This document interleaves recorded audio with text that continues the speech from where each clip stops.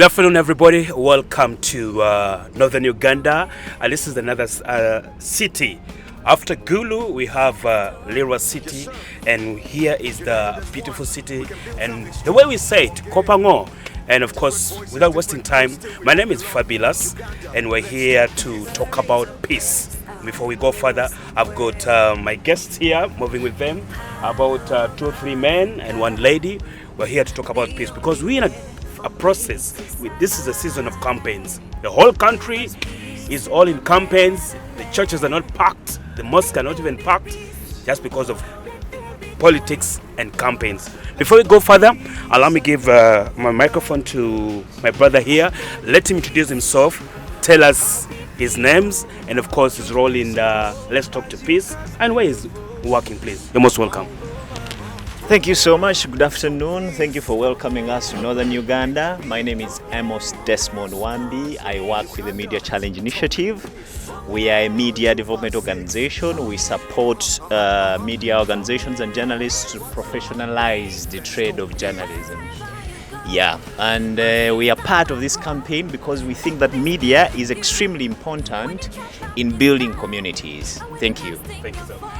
All right, he has mentioned it. Of course, I have a media gentleman, with about issues with the media.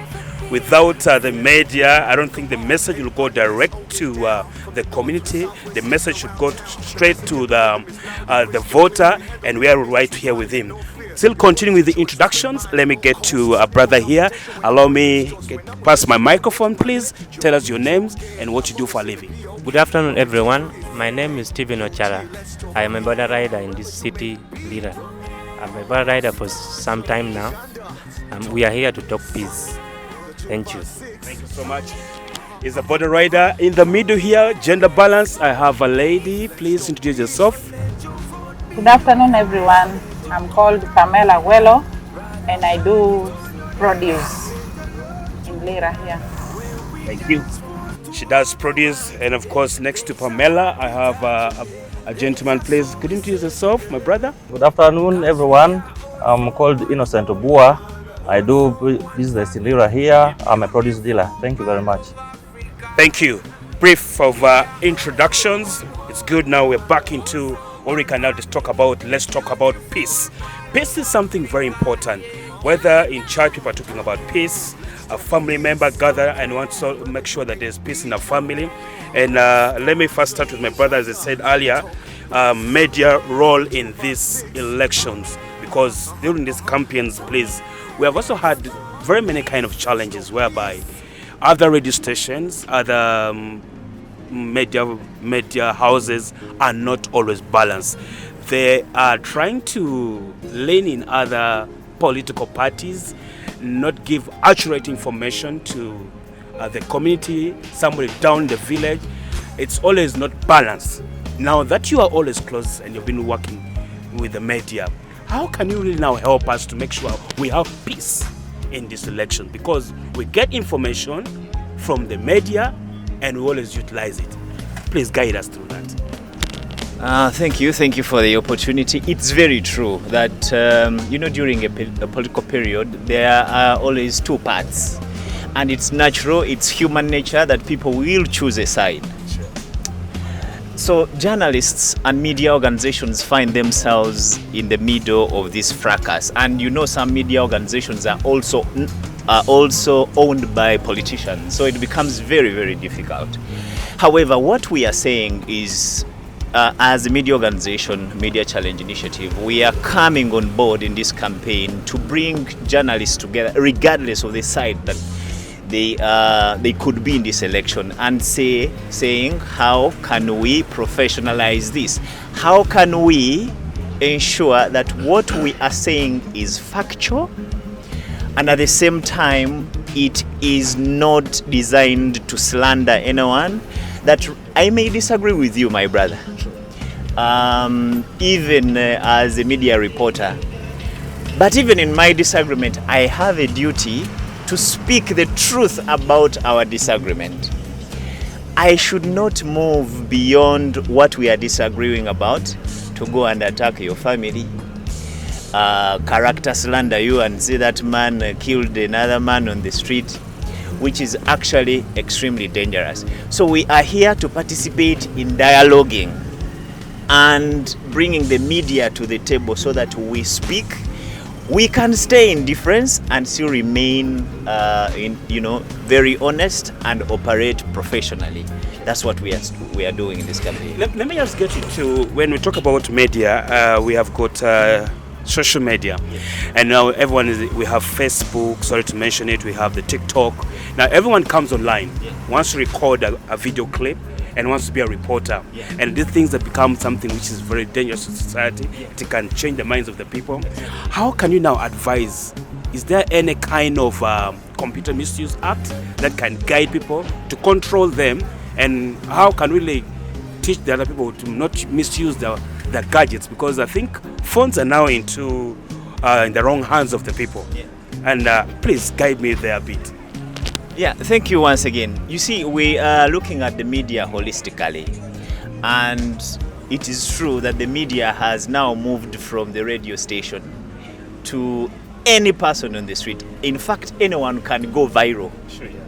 So what we are saying is, once we come to a space like Lira and we are discussing the issues we are talking about, peace, we want because for journalists, since they are an organized entity, we always engage them in trainings and other aspects of professional reporting. But the reason why we are joining a caravan that is coming to the market is for us to sit with the journalist who is not trained, who only has their phone, to ask them to double check what you want to share, what you're sharing, and ensure that it's factual. But even if it's factual, the civic duty, because the role of this campaign is to strengthen the civic duty of everyone, the civic responsibility, the citizens' responsibility, to ensure that whatever I am going to use my phone for, and it's your right, because you see, my brother, if we said that we design a law that stops people from using their phones, we will be curtailing their freedom. So what we need to emphasize right now is the responsibility that must come with the freedom to share, the freedom to comment, the freedom to post. That is very important to us. So we are appealing in this campaign that everyone gets on board in this campaign and uses their phone responsibly, and also the journalists must be as responsible as the profession demands them. Okay, just in a minute, just like we're now getting to elections. Let me just give a very simple question to you. How does a peaceful election look like to you? A very peaceful election, please. To me, a peaceful election means a period of time where people are free to disagree and still remain united in their disagreement. That's what I would define as a peaceful election. That in that kind of environment, a loser will walk out angry but not bitter, because those are two different things. A winner will not go and rub their win in the face of someone who has lost and said, "You see, you are useless, we warn you." No, that's not how it should be. So a peaceful election is one where people respect each other and respect each other regardless of their difference. Thank you. Thank you so much. Thank you for your tips and of course guiding us with the media. We hope that we shall also still pass this information to people who always want to be like bloggers. Please try to get more informed about media and passing out your information to the community. I have a brother, as I said earlier, that is a boda rider. He has been in the streets. Most especially, politicians always want to use bodas. You find them buying for them reflector jackets with branded with the pictures. Then always want bodas to move around with them as a convoy, hoot their horns, make noise. Are you ready for this election? Are you okay with it? Are you having fear, or you are ready for election? Please guide me. Thank you, Fabulous, for this opportunity. You're asking me whether we as Badabada we are ready. Yeah, if you're ready. Yeah, we are ready, but at times we are also fearful, because at times, as Badabada we suffer a lot during election and after election maybe. During election, those politicians normally usually they organizers to go and moral boost them and mobilize for their boats. But afterward, they left us, and also, if by bad luck you are arrested, they always dump you there. They don't follow you, they leave you there to suffer. They're always forgotten, they're not always followed. That is how the borders are suffering in the streets of northern Uganda during this period of campaigns. Please, Honorable, I don't know whether member of parliament, please, this is a point for you. Look after your voters. Okay, as I said to my brother here, a businessman, you guys all, I'll come and balance, Ms. Madam. Please tell me, are you ready for these elections? I want to let us know really if you're really ready up for this election. Tell us your ideas. I think I'm really very, very ready for this election. But my biggest fear is, as it seems now, it's not going to be a very smooth election. Because there's a lot of counter accusation, there are fights, there are people running everywhere. So I think the government should come in and set up a policy which could control how this election is really moving. But from the beginning, I'm seeing it's not really going to be a very smooth election. Because of the neighboring countries, we have seen from Kenya, we have seen from Tanzania what has been happening. And this has also motivated most of the people within this country to see how the people have been using violence to try to solve their issues. I think in one way or the other, that one will also affect the way our election will be because of the neighboring election in the East African countries, like the one of Tanzania, which has just ended. It has a very big impact on how our election is going to be. So it's high time the government comes up with something or handle the security people so that they can come and manage the election. Otherwise, it's not going to be a very smooth election. But otherwise, I'm really very ready for the election. Now, when you talk about security, is there already fear with the voters? Because it's like now you are trying to say that what happened in Tanzania could happen in Uganda, but we are now preaching let's talk peace. Like you, what will you now tell somebody, your brother, your community, your fellow sisters and brothers, to preach about peace? I think my only thing I would tell them is we all need peace at one point. Everything that we are doing now is dependent on peace. Well, there's no peace even for only 2 days, everything will go bad. That's what I believe in. So peace is really very important. Let's not think of tomorrow only. Tomorrow we are going to vote and that is it. No. We need Uganda as all of us. We need peace after and before the election. Division can always be there, but there are amicable ways, there are better ways of handling situations. They may always come, situations will always appear. But the best way to handle this is to come and talk, sit down and discuss and agree. But apart from that, the government needs to do a lot of sensitization about how to build peace. Peace is a very big thing. If you talk about peace itself, it may seem very small, but it has a lot of impact. Everything has its root on peace. Everything, development, healthcare, whether what depends on peace. Where there's no peace, we cannot do anything. For example, we have been here in northern Uganda for 25 years. We have always had wars, and we have lagged behind a lot compared to other parts of Uganda. So when you talk about peace, peace is very big and it's very, very important. So the government should come up with some good ideas, and with the trainees, so they can talk to people, and people should come and attend this training because it will help to build peace. Otherwise, if we just stand like this, it's not going to be good. It's not going to be good. The signs are already there. I'm seeing. I've been moving around. I've attended so many political parties. They have their meetings. Things are not good. People are counter accusing each other, which is not right. People are not presenting to us their agendas. People are just counter accusing each other, which is not a good thing. People should come and present us with their agendas, what they're going to do for us in the next 5 years. Thank you very much. Thank you so much, Innocent. As I said, members, just like if you read from his face, it talks about 25 years when we had war in northern Uganda. That is the LRA. Now he's trying to say that the government should come and protect the peace that we want before elections and after elections. Just like Haza says, he doesn't want what happened in other countries to happen here in Uganda. So they're appealing to the government, security, to make sure, provide enough security. As a businessman, he wants his customers to be always close and makes money to make sure he can pay revenue. I have a gender balance. I have a sister. She mentioned herself as Pamela. Pamela, you're always doing produce at the market, and most of the politicians always come to the market area where very many people are always there, and they always want to make sure that they pass the information to the people at the market. Now, I don't know, how are you ready for this election? Are you okay? Are you having some kind of, do you have an idea to make sure, what advice would you give to somebody? because you are one of the business ladies. Will it affect your business? Please share with us what you think. Thank you very much, Mumbi. Me as a business lady, I have fear in such a way that in the business where we are doing, we have a lot of fear. These candidates come, they talk to us, then after there's a lot of violence in what? In the community where we are selling. After, you find that what we are selling, at times they start fight, they start quarreling, then other people they close the business. Like me, when I'm selling tomatoes or even cabbages or what, or fish, you see that fear can make me close my business and go back home. Then after coming back after the elections, everything is spoiled. I have to start from zero in the market where somebody,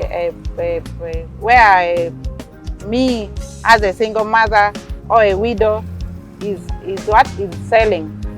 You see that widow or a single mother is looking for the money to protect, to keep the family, to pay fees for the children.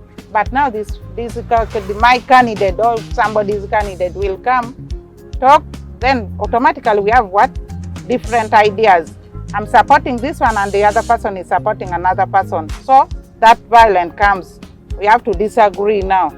That fight will come, that fear will come. Me or the other person will leave the market and go back home. That is the only fear I have.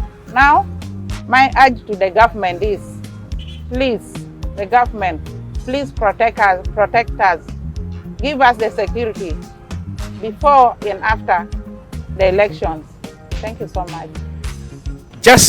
That is the voice of a mother, very concerned about when she goes back, she comes to the market, make sure she sells some items, and then later she'll go and take care of her family, pay fees. She says the single mother. Now, a single mother is talking about closing her shop because people in northern Uganda, when during election, people start buying food stuff, packing their house, and knowing, if not, I need to rush to the village for my safety. We don't know what's going to happen. But we need to ask the media, as you said earlier, the media should come in and talk about peace and say nothing is going to happen. And let's make sure that people shouldn't have this kind of fear in the mindset, because how are we going to do it? And make sure that people are now using burning tires in the streets, making somebody's coming with a family, you break somebody's car, pick the phones and everything. That's already. And then also another thing, it's what is always posted. Because whenever they post something bad happening somewhere, and then I may sit and then somebody sits either in Gulu or Lira say, it has already happened. What should we do? Let's also go and attack. So that is it. Now, just as you said, my brother Innocent, I want to get back to you again. These elections, to you, as you said, you already even gave the advice. Is there anything we could do better to make sure we have a peaceful election? Yeah, I think there are a lot of things that need to be done. I think there are a lot of things that are not right. I think dialogue is one of the most important way of solving any issue that arises during election. I've been through a lot of election campaigns, but I think dialogue, talking one-on-one and talking peace can really help a lot. And another thing is the government should set up strategies to handle such scenarios when they arise. They can call people, they sit down, then they agree on how to manage it before it escalates. Actually, managing something earlier is the best way to solve it. When you manage something else, you will not escalate. Like the one in other countries I've been seeing. Start slowly with few people, then boom, you see everyone is. Now, if I'm to interject a bit, we see cultural leaders and religious leaders always doing it. Can they also get into this to talk about peace? Oh yes, I think that is also another big way of solving. I think churches, there's a way church handle people's behaviors, which is very good. Whether you disagree or you agree with someone, all of you may be serving the same God. So I think that brings people together. It talks about, it builds a lot of trust, and church builds a lot of peace. So I think that's another way. They should preach gospel. They should take the things to churches. The leaders should come in. They explain to people that we are one. We are all created equal. We should do things. People, of course, you can have disagreement, but the most important thing is that we are all created by one God. So I think that also will bring a lot of peace if we use the church to talk about peace. Thank you so much. To my brother, you're the boda. You still look like a youth. I'm past the youth level. They always use the youth during campaigns.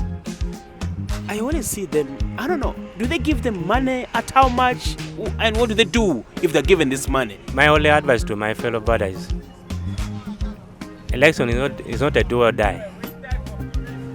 It comes once in a 5 years time. So we need to talk peace, we need to dialogue where necessary.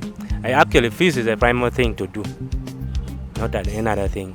Dialogue where need be, and we talk peace forever. Thank you. Madam, you talked about these politicians come and forget about you people. When they come, do they preach peace, or they're also trying to provoke the voters themselves? Because one, no, they can call you in the crowd.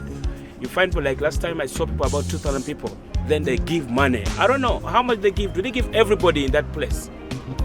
No, that money is not given to everybody. It's like a candidate may come and give like 1,000, 2,000, depending on how that for candidate is. But they don't. Most of them don't speak peace. Only few who knows God speak peace. But most of them they are violating people. Sure. Okay, that is it. Thank you so much. It has been good to have my brothers here and a sister discussing about peace. And you are Ugandan.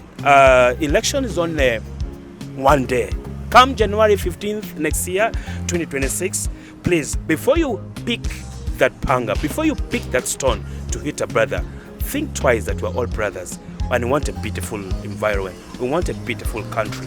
We want to have peace before elections and after elections. And that is it. Do you have anything to say on this? I'm a journalist. I'll always have something to say. If you look at the records of the Electoral Commission, you realize that this is the most youthful election ever. Like, the number of young people that are participating in the elections are very many.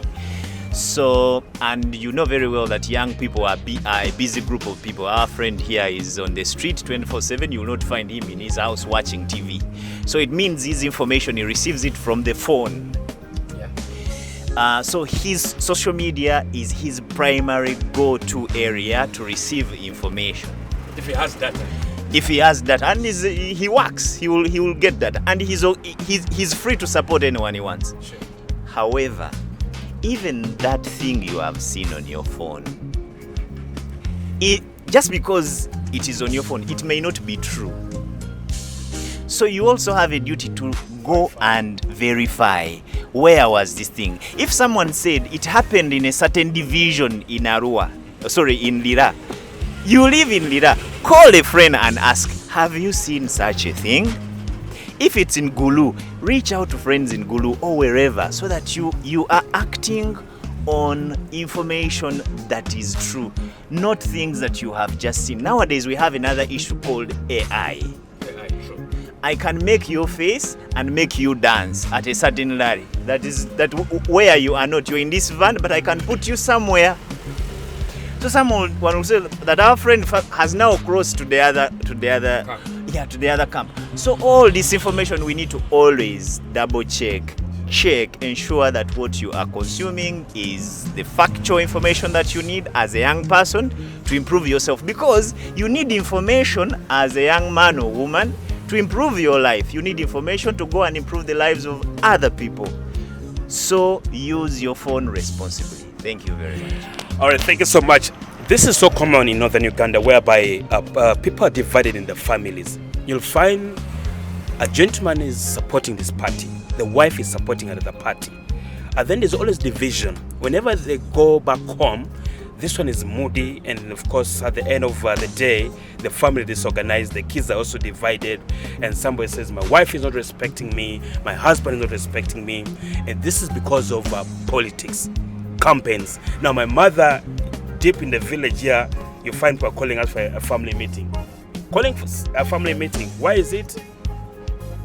There's not peace, but peace starts from home. So before you get out of your house, please come and make peace with your friend at the shop. Come and make peace with your friend at the streets.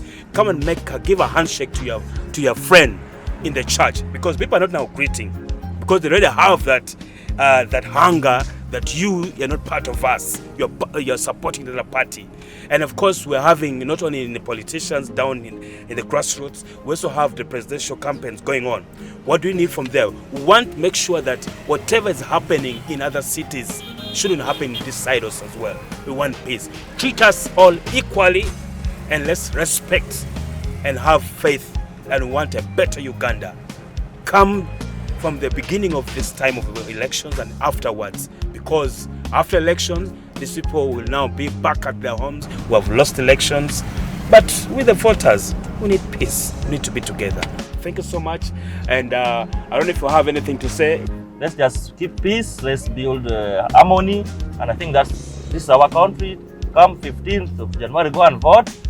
Keep your vote safe. Wait for the results and accept it as it comes. Thank you very much. Thank you. You need to accept your results, okay? Even to the politicians themselves. Madam. Thank you very much. My words, my last remarks to the people outside there, please, let's keep peace. You see, when it has come to a scenario where a man is supporting another person, another candidate, and a woman is supporting another candidate. Now when you people fight and kill your husband or kill your father or kill your wife, at the end of the elections, where will you start from? Or even a child coming to beat the mother or beat the father. At the end of the election, where will that child start from? Please, let's keep peace, and everybody wait on the 15th and vote for your candidate wisely while keeping peace. Thank you very much. Vote wisely, keep peace. Now, because you know that day after people are going to declare, the Electoral Commission will be declaring votes, but the borders will be there back. You yourself, you'll be there because you want to get your 25,000 shillings. Please give us your last advice to people of Lira City and Ugandans, please. My only last advice to the people of Lira City and my fellow boda men, let's be peace builders people, let's keep peace, let's be humble. Thank you. Thank you so much. All right, thank you so much, ladies and gentlemen. This has been a brief interview in the streets of Lira. Lira is a beautiful city, and this is a business city whereby you find people, trucks, people are making money, and of course what they want, what you've seen now, they don't want to destroy it. And we are here to talk peace. We're talking peace everywhere you go. We're in the bus traveling and you hear somebody planning something, please go and report to the LC1. Go and report to the Defense Secretary that there are youth trying to plan something so that protect the people in that area. If there are people having issues, report to the security officials and they'll guide you. Thank you so much, and let's talk peace. Wish all the best.